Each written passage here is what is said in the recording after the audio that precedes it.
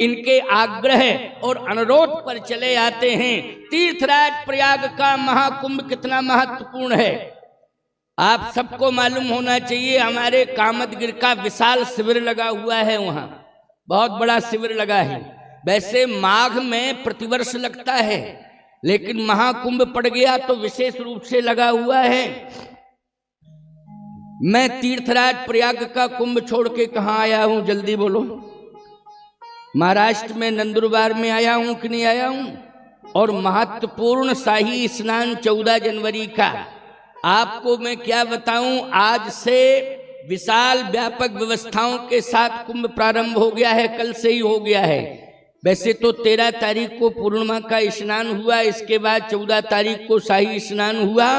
अब यज्ञ और ये कुंभ प्रारंभ हो गया। सभी ने हमको रोका कि आप 12 वर्ष में महाकुंभ आता है, कहाँ जा रहे हैं आप, जा कहाँ रहे हैं, प्रयाग को छोड़ के जा रहे हैं। मैंने कहा आप सब प्रयाग में रह रहे हो, मैं तीर्थराज प्रयाग और अयोध्या को लेकर के नंदुरबार में जा रहा हूं।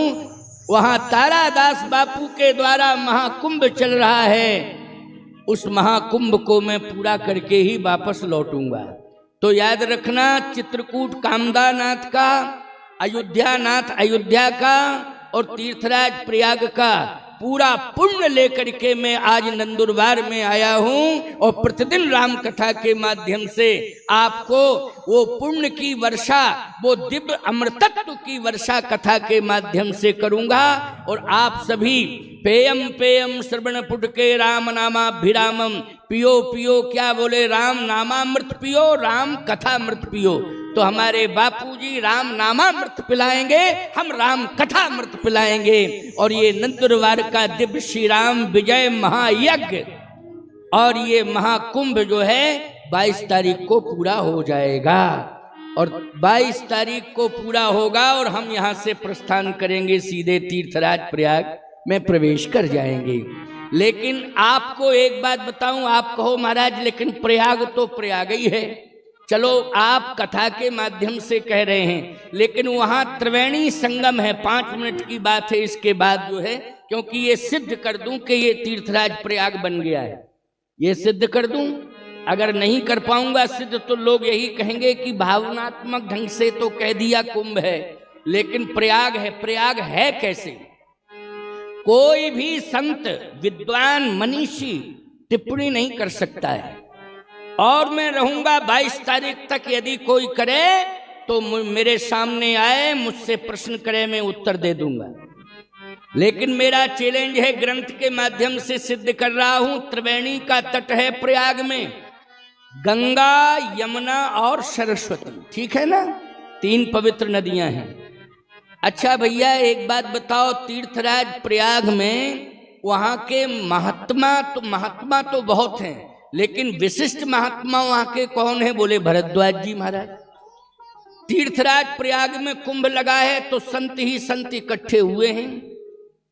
आप कहोगे महाराज यहां संत आ गए हैं, ठीक है, लेकिन त्रिवेणी तट कहां से बनाओगे? त्रिवेणी गंगा यमुना सरस्वती। हमारे यहाँ अचल प्रयाग और सचल प्रयाग 2 की चर्चा है, और भी प्रयागों की चर्चा है, लेकिन अचल और सचल। तो अचल प्रयाग जो है उत्तर प्रदेश की सीमा में स्थित है। उत्तर प्रदेश में पहले उसका नाम इलाहाबाद था, लेकिन अब योगी जी जब से मुख्यमंत्री बने तो उन्होंने प्रयागराज कर दिया है। क्या कर दिया है? प्रयागराज। तो अब हम इलाहाबाद नहीं कहते हैं, क्या कहते हैं? प्रयागराज। क्योंकि ये इला ने ही राम जन्मभूमि को प्रभावित किया था। बोलो, दीने इलाही, जो धर्म चलाया था उसने कहा दीने इलाही।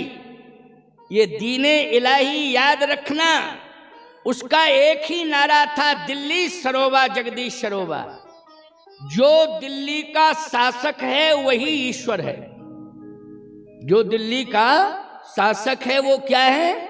वही ईश्वर है। नहीं, संत तुलसीदास जी महाराज का अवतरण हुआ इस धरती पर, उन्होंने कहा गलत, दिल्ली सरोबा जगदीश सरोबा नहीं, ये जो तेरी धारा बह रही है इसे मैं मोड़ूंगा, मैं तेरी धारा में बहूंगा नहीं और समाज को भी बहने से बचाऊंगा, ये मैं संकल्प ले रहा हूं, तुलसीदास जी ने कहा।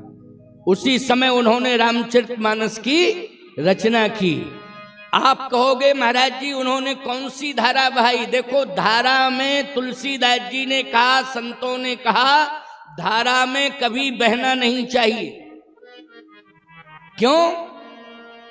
धारा अगर गलत बह रही है और आप यदि उसमें बह जाएंगे तो अस्तित्वहीन हो जाएंगे। जैसे यहां राम नाम की धारा बह रही है, इसमें आप स्नान करें, बहुत ही अच्छी बात है। लेकिन आज पश्चिमी कल्चर की धारा जो बह रही है, यदि उसमें आप बह जाते हैं तो निश्चित रूप से अस्तित्व को गमा देते हैं। अर्थात आप जीवित होते हुए भी मुर्दे के समान माने जाएंगे अगर पश्चिमी की धारा में बह रहे हैं।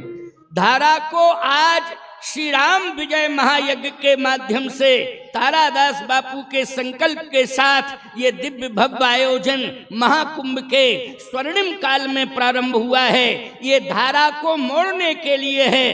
तुलसीदास जी ने कहा धारा में मुर्दा बहता है, लेकिन मैं धारा को इतना मोड़ूंगा, इतना मोड़ूंगा, वही धारा राधा बन जाएगी और सारा संसार श्याम सुंदर के चरणों में समर्पित हो जाएगा, हमारे सीताराम जी के चरणों में समर्पित हो जाएगा। तो तुलसीदास जी महाराज ने श्री राम सत्य संकल्प दृढ़ सभा काल बस्तोर, जो विभीषण जी ने कहा था कि राम सत्य हैं, इसलिए राम की सत्यता को मैं प्रमाणित करूंगा, वही कार्य श्रीमद् गोस्वामी तुलसीदास जी महाराज ने किया। और आज हम सत्य को प्रतिष्ठापित करने जा रहे हैं। तो आइए सुनिए, प्रयाग की बात मैं कर रहा था, अचल प्रयाग और सचल प्रयाग। अचल प्रयाग कहाँ है? बोले प्रयागराज उत्तर प्रदेश में है। भौगोलिक दृष्टि से देखिए आप तो उत्तर प्रदेश में, वहां गंगा, यमुना, सरस्वती तीनों नदियां एक साथ हैं, संगम त्रिवेणी कहते हैं। लेकिन नंदुरबार में, बोले नंदुरबार में सचल प्रयाग है, चलता फिरता प्रयाग है। प्रमाण क्या है? बोले मुद मंगलमय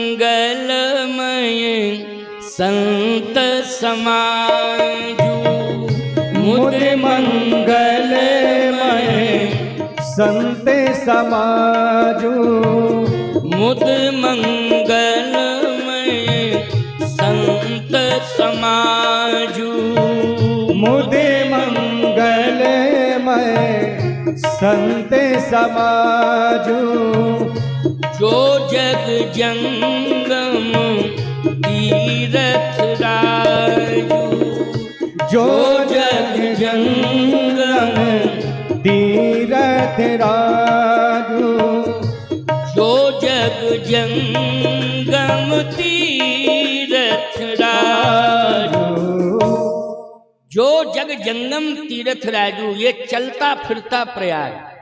अब बोलो भाई, ये सचल प्रयाग है जो आज आप दिग्दर्शन कर रहे हैं, ये महामहोत्सव में बैठे, ये है सचल प्रयाग। मानस के द्वारा प्रमाणित करके मैं बता रहा हूं कि यह है सचल प्रयाग। आप कहो गंगा, यमुना, सरस्वती, ये जो राम कथा हो रही है यही गंगा की धार। कहे राम भगति, राम भगति सुर सरी धारा, और सर से ब्रह्म विचार प्रचारा। बोलो राम भक्ति की धारा बह रही है कि नहीं? आज पूरा नंदुरबार जिला और महाराष्ट्र, और यदि इस सोशल मीडिया के माध्यम से पूरी दुनिया कही जाए तो अतिशयोक्त नहीं होगा, ये समझ गया है कि नंदुरबार में राम भक्ति की गंगा बह रही है, राम भक्ति की गंगा बह रही है। बोलो प्रमाणित हो गया कि नहीं? राम भक्ति की गंगा। आप कहो तो गंगा जी तो है, वहां तो त्रिवेणी संगम, यमुना जी और सरस्वती जी कहां से लाओगे? मैं आपसे एक बात पूछ रहा हूं, ये जो यज्ञ की रचना हुई है, बोलो ये कर्म के माध्यम से हुई है कि नहीं हुई है? कर्म के माध्यम से। हमारे यहां रामचरितमानस में सूर्य पुत्री हैं कौन? यमुना। और इनको कर्म से जोड़ा गया है। यमुना जी को किससे जोड़ा है? बोले कर्म से। ये जो आपने पूरे श्री राम विजय महायज्ञ का दिव्यतम भव्यतम रचना किया है, यज्ञशाला से लेकर के, कथा मंडप से लेकर के और भोजनशाला आदि आदि की जो रचना हुई है, यही कर्म रूपी यमुना का स्वरूप है प्यारे। यही कर्म रूपी यमुना का स्वरूप है। आपने परिश्रम न किया होता, आपने प्रयास न किया होता, आपने श्रम न किया होता तो इतनी सुंदर रचना नहीं हो पाती। तो ये कर्म रूपी यमुना, राम कथा रूपी गंगा और कर्म रूपी यमुना। आप कहो लिखा कहाँ है रामायण में? अरे लिखा है तभी तो मैं कह रहा हूँ। क्या भांग खा के थोड़ी राम कथा कह रहा हूँ, वो शबाश में कहता हूँ। याद रखना, स्पष्ट लिखा है, राम भगत जय सुरसरी धारा और सरसय ब्रह्म विचार प्रचारा। लेकिन सरस्वती कौन है और यमुना कौन है? बोले विधि निषेध में, विधि निषेध में कली मलहरणी और करम कथा रवि नंदनी बरणी। ये कर्म ही रवि नंदनी, रवि नंदनी का मतलब है सूर्यपुत्री। तो बोलो कर्म रूपी यमुना का दर्शन हो रहा है कि नहीं? और राम कथा रूपी गंगा का दर्शन हो रहा है। आपको सरस्वती कहाँ है? तो मेरी वाणी से जो निकल रही है वो सरस्वती की धारा ही निकल रही है प्यारे। ये वाणी ही सरस्वती है। अब बोलो गंगा यमुना सरस्वती तीनों सिद्ध कर दिया कि नहीं? आप कहोगे महाराज वहां बहुत से महात्मा, यहाँ पर भी बहुत से महात्मा बुलाए हैं तारादास बापू ने। आप कहो वहाँ के विशेष महात्मा जो छत्र चमर छत्रधारी महात्मा हैं भरद्वाज जी, वो नहीं आए? अरे हम ही को भरद्वाज समझ लो, छत्र चमर लगा के बैठे हैं क्यों भाई? हमको ही भरद्वाज समझ लो, ठीक है ना? अब आपको किस बात की कमी नजर आ रही है कि वो प्रयागराज और नंदुरबार में श्री राम विजय महायज्ञ का ये महाकुंभ का स्वरूप, बोलो किस बात की कमी आ रही है? अब जो भी कमी आ रही होगी तो राम कथा के विस्तार की है, तो कल से राम कथा का विस्तार भी पर्याप्त हो जाएगा, वो कमी भी पूरी हो जाए।